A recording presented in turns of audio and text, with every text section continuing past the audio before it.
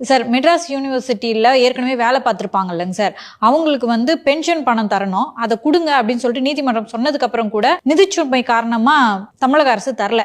So அது தொடர்பாக வந்து நிதித்துறை செயலர் திரு யூசி நேரில் நீதிமன்றத்தில் ஆஜராகி அதுக்கான பதில் சொல்லணும் அப்படின்னு சொல்லியிருந்தாங்க.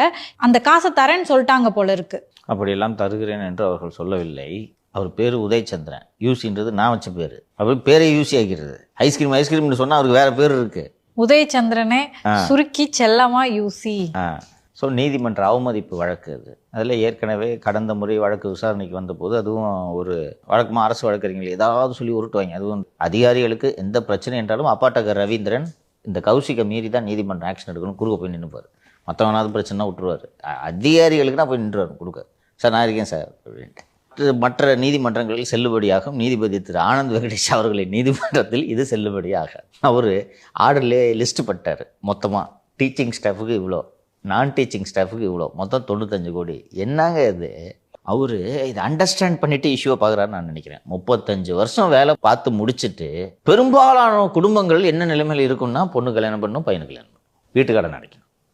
அந்த பணம் வந்துடும், இந்தந்த வேலைகளை செய்து முடிக்கணும்னு கணக்கு பண்ணிட்டே தானே சார் வாழ்ந்திருப்பாங்க. நீங்கள் உங்களுக்கு என்னைக்கு 60 வயசு ஆகுதுன்னு தெரியாது உங்களுக்கு.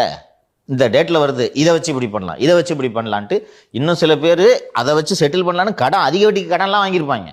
4 வருஷமாக அந்த துட்டை கொடுக்காம நிதிச்சுமைன்னு சொன்னால் ஒரு நீதிபதி எப்படி பார்ப்பாருன்னு நான் புரிஞ்சுக்கிறேன்னா, நீ சம்பளம் வாங்காமல் இருக்கியா, உனக்கு பென்ஷன் வருது இல்லை, உனக்கு சம்பளம் வராமல் நிறுத்துனா நீ சும்மா இருப்பியா?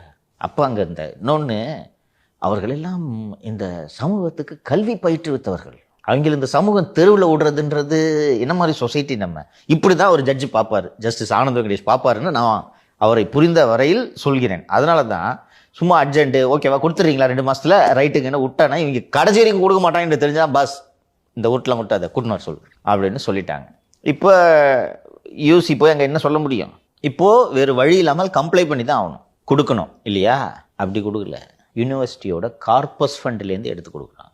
கார்பஸ் ஃபண்டுனா என்னென்னா, ஒவ்வொரு பல்கலைக்கழகத்துக்கும் ஒரு கார்பஸ் தொகுப்பு நிதி இருக்கும். அது பல்கலைக்கழகமே மூடப்படக்கூடிய ஒரு சூழ்நிலை ஏற்பட்டால் அந்த நேரத்தில் எடுத்து செலவிடுவதற்காக, பல்கலைக்கழகத்தை மேம்படுத்துவதற்காக இருக்கக்கூடிய நிதி தான் கார்பஸ் ஃபண்ட், எமர்ஜென்சி ஃபண்ட். அந்த ஃபண்டுக்கு பெரும் புரவலர்கள்லாம் நிதி அளிப்பார்கள். நான் இப்போ இந்த யூனிவர்சிட்டியில் படித்தேன், நான் வெளிநாட்டில் போய் நல்லா சம்பாதிக்கிறேன், நான் படித்த யூனிவர்சிட்டி நல்லா இருக்கணும்னு சொல்லிட்டு அந்த யூனிவர்சிட்டிக்கு நான் தாங்க ஒரு 10 கோடி ரூபாய் தரேன்னு சொல்லிட்டு இது போல் கொடுப்பார்கள். அந்த ஃபண்டை you are not suppose to touch.